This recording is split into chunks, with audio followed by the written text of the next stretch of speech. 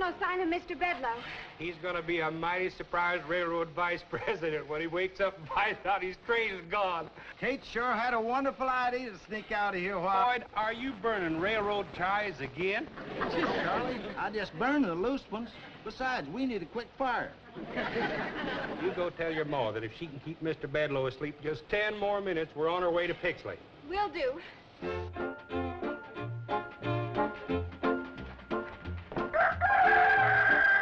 You wake up Mr. Bedloe.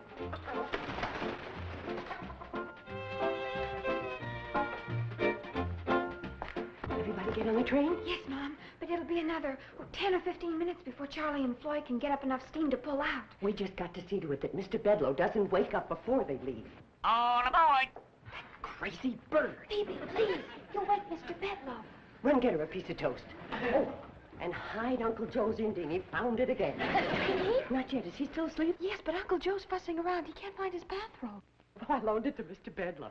And you tell him that Mr. Bedloe is sleeping in the bridal suite and not to disturb him. Will do. Mom. Oh, Billie Jo, you start getting things ready so the minute Mr. Bedloe wakes up, we can quick serve him breakfast in bed and keep him there. But Charlie and Floyd and those salesmen ate up all the eggs. Oh, no. Oh, Betty Jo, go out and gather up some eggs, dear. Bobbie Jo, you keep an eye on the upstairs. Okay, Mom. And you start cooking up some ham, bacon, and sausage, and try not to burn it. Burn it! Burn it! You keep your big beak closed except for eating.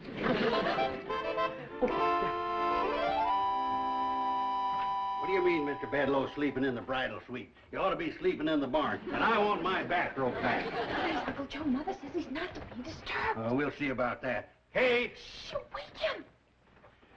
What's got into Kate? City feller comes in here, shuts down the railroad, fires everybody, ruins the hotel, and she gives him the best room in the place. Kate! Shh, you're going to wake Mr. Bedloe. That chance. Buried 3 feet deep in the softest feather bed in the hotel. Kate! Joe, please, you'll wake Mr. Bedloe. See, I want to ask you a question. I've got to take these to the kitchen there for his breakfast. That's crazy, that's what it is. Feller deserves to be horsewhipped, and she treats him like royalty. Kate! Wake Mr. Bedloe. Now, Kate, listen. Quiet! You wake Mr. Bedloe. Well, at least you got an excuse to act like a bird brain. You'll put these flowers in a nice, pretty vase. They're for Mr. Bedloe's breakfast tray. You mean he's getting breakfast in bed? As soon as he wakes up. I ain't a hearing right. I can't be. Didn't he sit right here at this table last night and say he was shutting down the railroad? Yes. And won't that shut down the hotel? Yes. Well, then what in the name of blue thunderation? Mr. Bedloe's awake. He left his eggnog tray outside the door. Eggnog tray? Well, we served him hot eggnog last night about midnight. To get him to sleep. Now, you go help your sisters get Mr. Bedloe's breakfast up to him. I don't want him having to come down to eat. Oh, okay. Now, Uncle Joe, you sit down there and I'll explain all this. What is there to explain? Mean city feller comes out here and wrecks our lives, so naturally we give him the biggest, softest bed in the place. Eggnog at midnight, breakfast carried to him in the bridal suite like he was a groom, and then you... Kate, you didn't... What? You didn't marry that viper, did you? No. We're ready, Mom. Oh.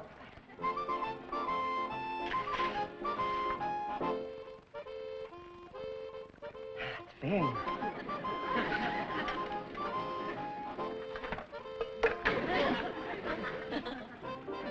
Ham?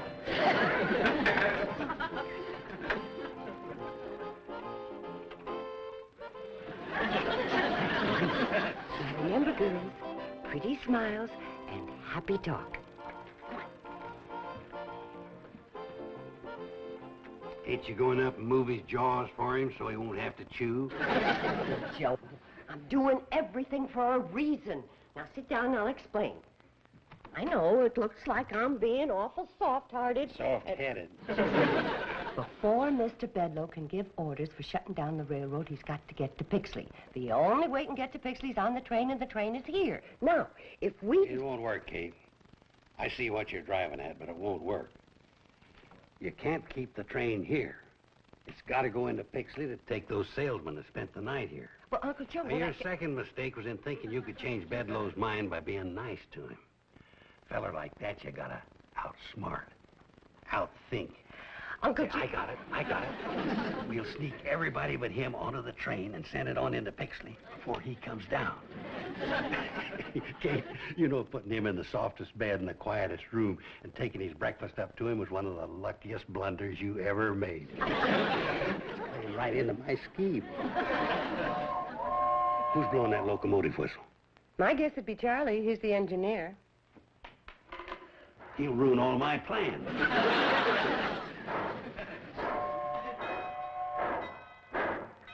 The darn fool's pulling out. We won't have time to wake the salesman. Well, they're on the train, Uncle Joe. How come? Well, I woke him up early. Kate, this is your morning for lucky blunders. Mom, it worked. We heard the train pull out. And now Mr. Bedloe can't go into Pixley. Your idea was brilliant, Mom. I knew it would work. Oh, well... wait a minute, girls. In all fairness, Uncle Joe had the same idea. That's true, girls. It's just that your mother got up first and beat me to it.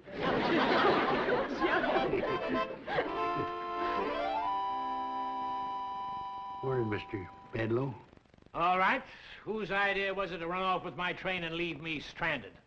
Mr. Bedloe,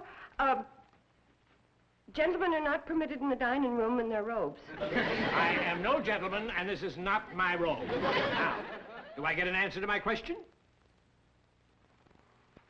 All right. We'll let the government settle it. Stealing trains happens to be a federal offense, and everybody connected with this conspiracy is in very serious trouble.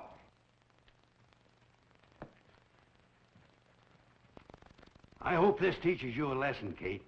Next time you get one of your crazy ideas, check it over with me first. I could have told you this would never work. Hey. What? Somebody's hid my Indian again.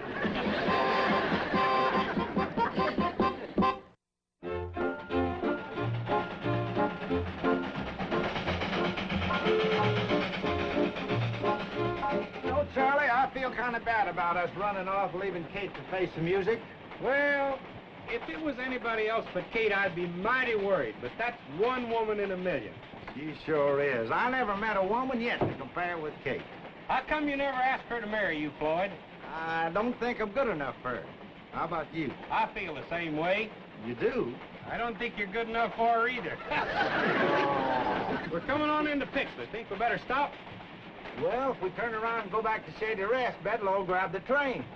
Oh, I don't think so. By the time we get back there, Kate will have him eaten out of her hand. Kate can kill a man with kindness, all right. Well, if she doesn't kill him with kindness, them daughters of hers will pretty him to death. It's lunchtime, Mr. Bedloe. Come right into the dining room. Everything's ready for you. Yeah? What's everything? Poison food? Booby traps? Boiling oil? What's waiting for me behind that curtain? Your lunch, Mr. Bedloe. Down, sit down. Everything's piping hot. If you're expecting me to change my mind about canceling the train, forget it. It's a good idea.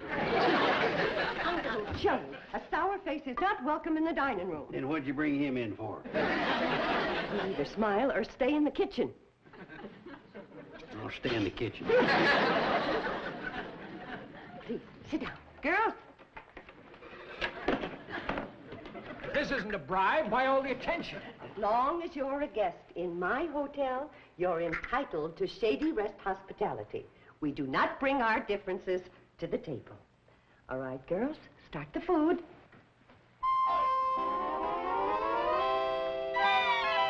More coffee? More pie, Mr. Bedloe? More cake. How about some more homemade ice cream? And this time, try my hot fudge on a sundae instead of strawberries and peaches. Oh, please, no more. I've never had such a meal in all my life. Oh, come on. I'll bet your wife cooks a better meal than this every day. Ha! Why, some women don't care about cooking. They're meant to just sit around and look beautiful. Ha! Now, don't tell me your wife isn't beautiful. She'd have to be to catch a successful, good-looking man like you. Ha! Oh, yes, let's go into the lobby where you can relax and listen to the entertainment. Entertainment? Just a little singing to settle the food. Nothing like music after a meal. What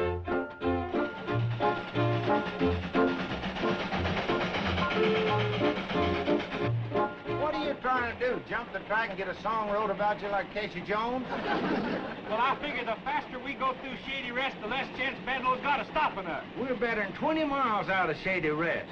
Look at it this way, Charlie. The longer we take getting there, the longer Kate and her girls is going to have to work on Bedlow.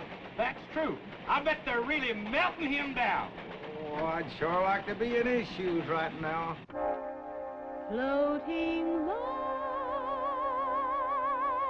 a zephyr on the soft summer air. Very nice. Lovely voice. All my daughters sing. Girls, Mr. Bedlow being a railroad man, maybe he'd like to hear a railroad song. How about this one? There's a train that runs through this wide valley that is loved by one and all. It's the train that starts way up in Pixley called the Hooterville Cannonball. Well, she makes her run through the dead of winter, through the summer, spring, and fall. Neither cold nor heat nor flood can stop her. She's the Hooterville Cannonball.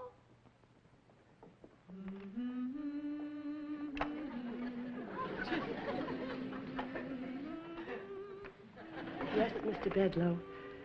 The folks in this valley depend on that train. It hauls the farmers' crops to market. It takes their children to school. It brings their supplies from town. And on Sunday, it makes a special trip just to take folks to church. When my 3 babies were born, who came screaming through the night to bring the doctor to my side? The Hooterville Cannonball. Her whistle speaks a language we all understand. To the children, it's a lullaby. To the young folks, a song of love. And to the old, a hymn of comfort. Mr. Bedlow, the folks in this valley haven't got much money. But as long as that little train runs, they'll never be poor. That's the Hooterville Cannonball.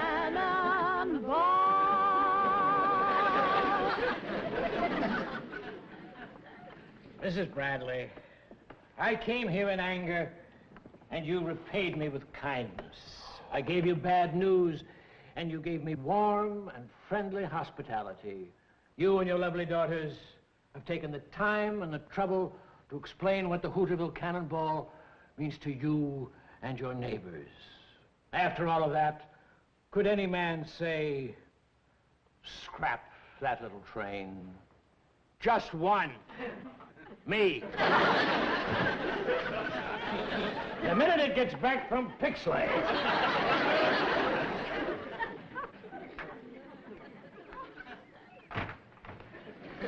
Oh, Mr. Bedlow, have a chair. Thanks. I will.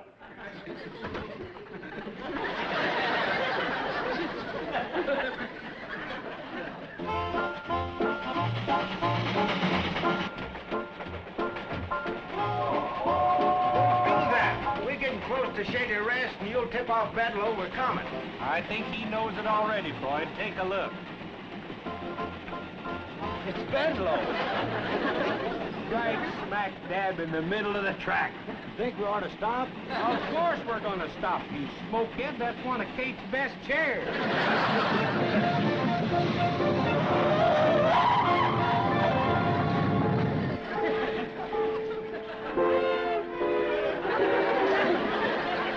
Mr. Bedlow, listen to me. I got something to tell you. Please.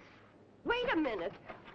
Floyd and Charlie say they can't back all the way to Pixley. It'll be dangerous. They gotta go on to Hooterville. Fine, I can cancel the train just as well from there. Oh. Mr. Bedlow, why are you so dead set on not letting this train run? It's bad business. Doesn't make any money. But it doesn't lose any.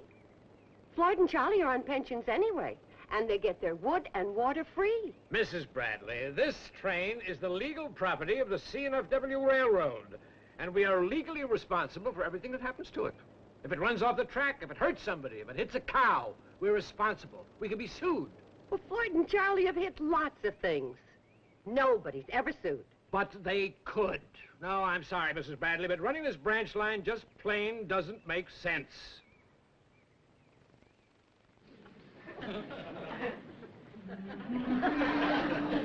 Doesn't it make sense to help folks when they need it? Bring the doctor when you're sick. Take little children to school. Forget it.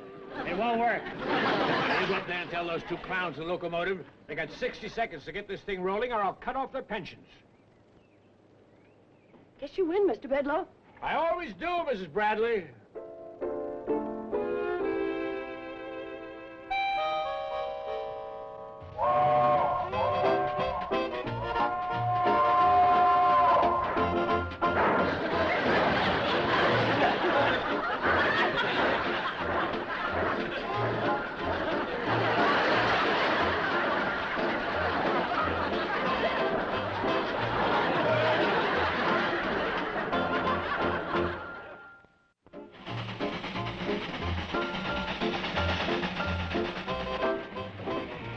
Kate, this is the first time you ever rode up here. Well, the last.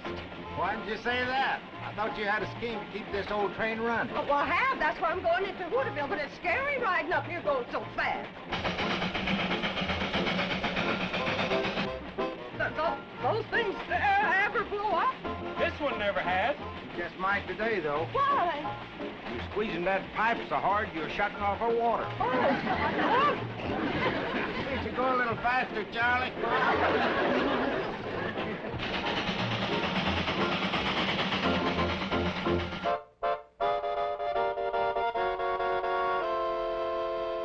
Hey, I suppose you think that was pretty smart, my sitting in that coach while the engine went to Hooterville.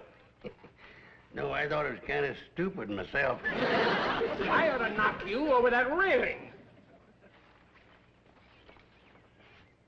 You shouldn't have said that, Bedloe. No? Why not? Because it scared me. Wait a second. Sit down. Okay. That stupid train the only way to get to Hooterville? No, There's another way. that's right. You mean somebody can take me? Yeah. I can take you. Now listen, old-timer. I didn't mean to yell at you. I know you're not in this with these other people. I can see you're an intelligent man. You can? Now, I'm willing to pay you. No, I didn't ask for any money. I know you didn't. I'm forcing it on you. Now, come on, let's get going.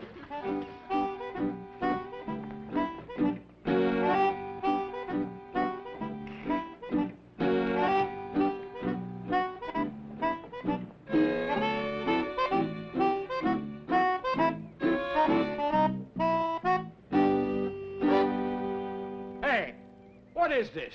I thought you were going to take me to Hooterville. I am. We'll never get there before tomorrow if you don't walk faster. Walk?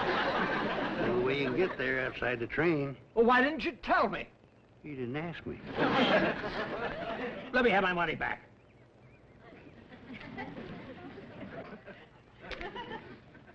Indian giver.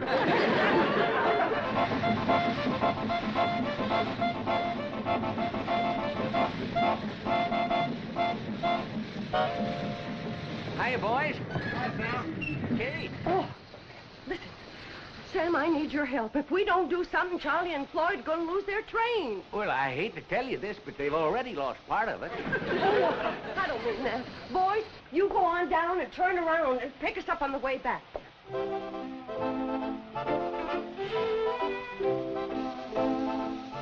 Hurry up, boys. All right, Kate.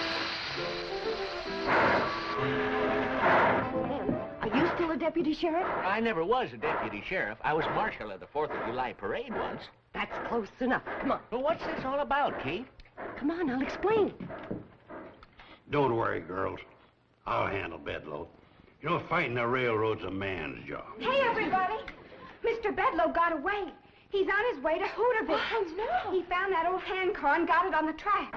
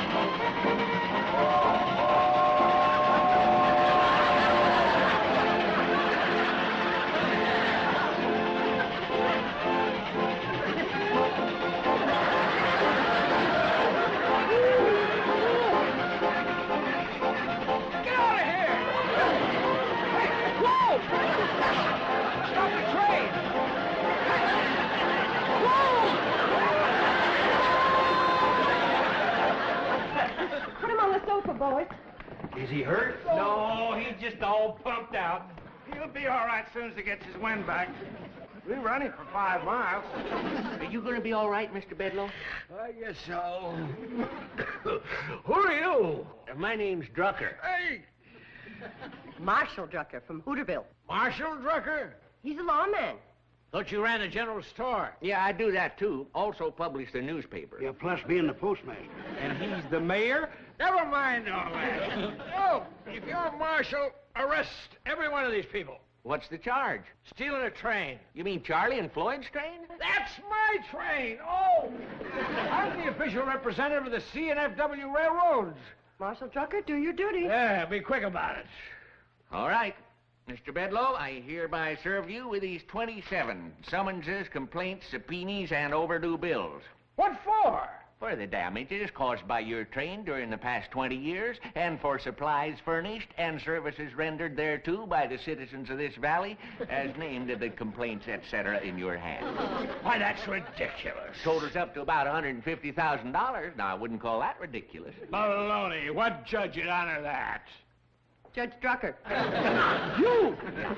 I'll demand a jury trial. Well, I don't think you could find 12 men around here that ain't in that bunch of complainers. Judge Drucker, isn't there some way that this thing can be settled out of court? What do you mean out of court? I got him right where I want him. Uncle Joe, please. Well, now, I'll tell you, Kate. If Mr. Bedloe was to go quietly back to the city and let Floyd and Charlie resume running their railroad, I might be inclined to show a little judicial leniency and postpone these cases indefinitely. Oh, don't do it. Let's have a big trial. Lots of people. Be good for business.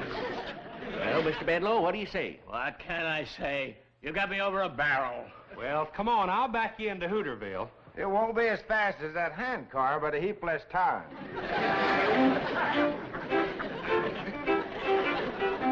Well, Kate, you pulled some beauties today. But letting him go was the biggest blunder of all. Oh, you think so? Well, he admitted himself we had him over a barrel. Well, I'm sorry.